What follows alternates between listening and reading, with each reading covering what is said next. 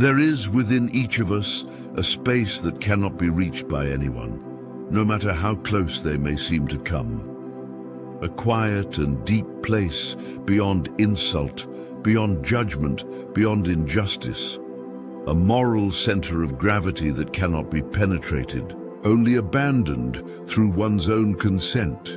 This is the soul's highest freedom, not to be affected by another person's wrongdoing unless one chooses to take that wrongdoing in, to internalize it, and to give it shape and meaning within their own awareness. And for that reason, no matter how harsh what comes from outside may appear, an insult, a betrayal, a blatant injustice, in the absence of your inner agreement, all of it remains mere noise at the edge of a fortress that can only be conquered. If it opens its gate from within, I may have been insulted, but was I truly diminished?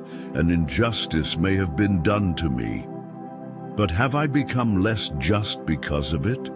Someone may have lied to me, but has the truth within me changed? No. Because nothing external can reach the core of my conscience without my silent assent. That thought allowed to enter, that reaction accepted without discernment, that emotion embraced without being filtered. This is why protection lies not in walls, but in the vigilance of the mind, not in distance but in clarity, not in defense, but in the refusal to be contaminated.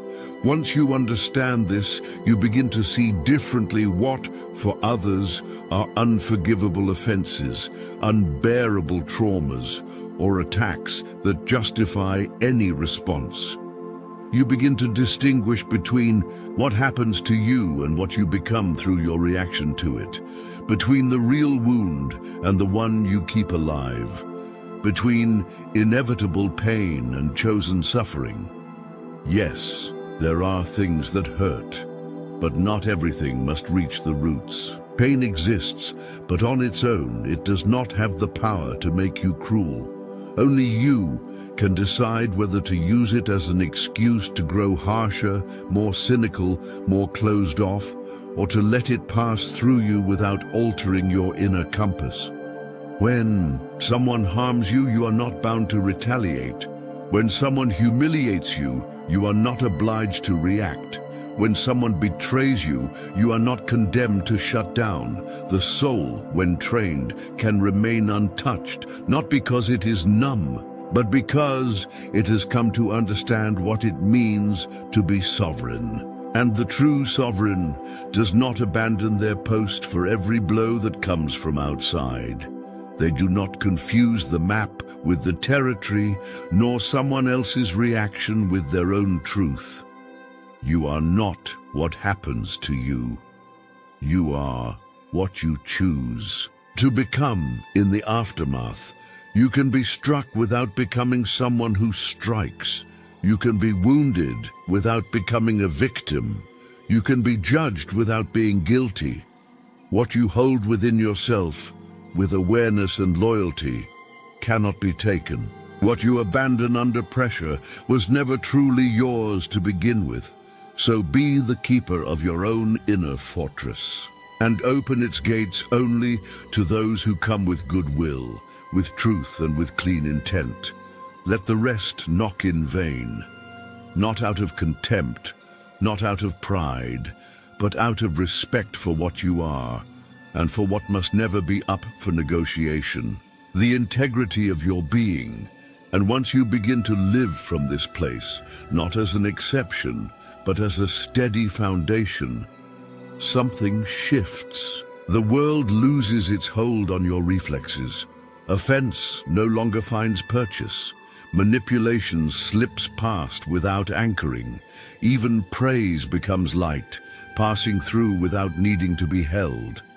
When your center holds, you no longer depend on others to confirm who you are. You no longer rush to correct every distortion, to answer every challenge, to prove your worth. You begin to recognize that peace is not weakness, and that silence at the right moment speaks more than explanation. Clarity is not given. It's cultivated, not through slogans or borrowed virtues, but in the quiet discipline of self-observation, watching your thoughts before they become reaction, questioning what enters before it settles, asking, not in fear, but in dignity, is this mine to carry? What truly matters deserves your presence. What does not can pass. You are not a container for everything that touches you. And strength lies not in opposition, but in discernment. To live from this depth is not to withdraw, nor to rise above others, but to return again and again to a place within that remains unchanged by noise, by chaos, by praise, or by blame. It isn't ease that defines this path, it's lucidity. And in a world addicted to reaction, to the fast word, the instant win, the visible strike, choosing stillness, restraint, and depth is no retreat. It's power. To remain anchored in this way does not mean becoming indifferent. It means learning, to care without being consumed, to act without needing to dominate, to speak without needing to win. It means cultivating a presence that is not reactive, but responsive. One that does not rush to defend the ego, but listens first for what truly asks to be preserved. And sometimes the most powerful choice is to do nothing at all, not from fear, but from the strength of not being drawn into games that lead nowhere. This is what inner sovereignty offers, not control over the world, but clarity in the face of it. The ability to stand without flinching, to see without distorting, to choose without rushing. You begin to live by an inner law, not one written in books or declared in slogans, but one shaped by conscience, tempered by patience, and refined through the quiet repetition of choosing what is right over what is loud, urgent, or convenient. Each time you return to that center, you reinforce its strength. Each time you resist the pull toward noise or vengeance or vanity, you shape yourself into something that cannot be shaken, not because you are untouched, but because you are rooted, and roots do not rise and fall with the weather. So let the storms come. Let the voices rise, the judgments fall, the world move as it will. You are not here to silence the noise. You are here to no longer be ruled by it.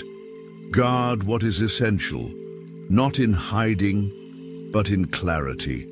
Not with pride, but with honor. Because the most enduring force in this world is not the one that conquers others, but the one that refuses to betray itself. And when all else begins to fracture, when the titles fade, when the noise grows louder, when the applause moves, what remains is the measure of who you are when no one is looking, when nothing is owed, when everything depends on whether you stayed true to the quiet integrity at the center of your being.